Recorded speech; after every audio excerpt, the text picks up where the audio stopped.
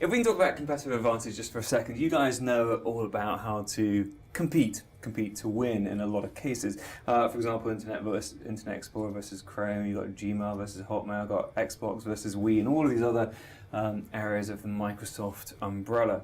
Can you share some of your thoughts on, how do you build a sustainable competitive advantage in a day and an economy where it's constantly moving? You've got new threats coming up all the time. Yeah, so I think there are some areas like that you've listed there that where we're doing well, and then others that where we've got some way to go, right? In fairness.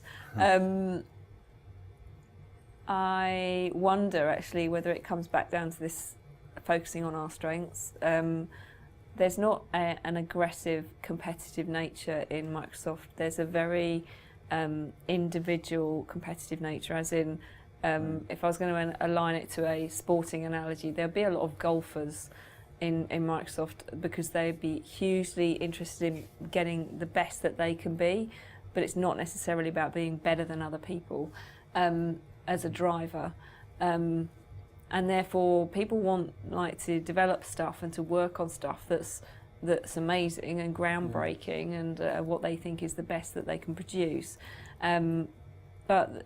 But it's not driven by just looking at what competitors are doing and thinking how can we do better.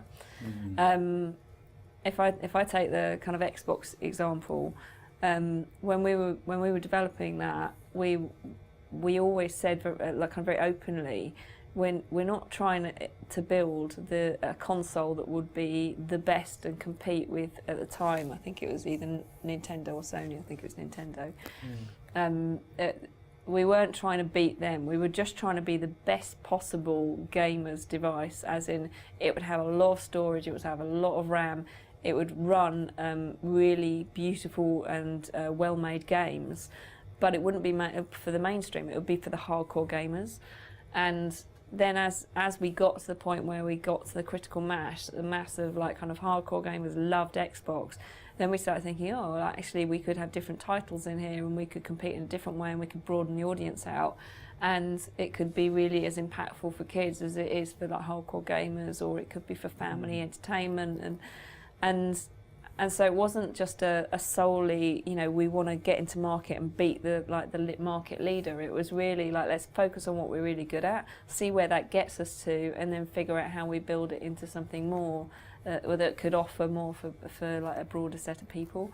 And I think we've still got that approach with how we go about many different parts of our suite of services or our products. If you look at mobile, we've been in the smartphone business for quite a while, but I've never heard us say, we want to be the number one smartphone, and we want to beat X or Z. It's about how can we create a really unique experience that actually helps people kind of increase their productivity, get information faster, communicate better, and then as we get there, I have no doubt it'll be, now we've got to producing that.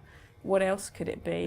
Could it be a good gaming device for people to connect with their experiences that they've got on their laptop and on their Xbox and through their phone, or could it be something else? So we are I don't want to give the wrong impression. We are a competitive company, but the competition is much more driven from being the best that we can be and delivering the kind of the vision that we'd like to deliver before it is about smashing the external competition. It's just not.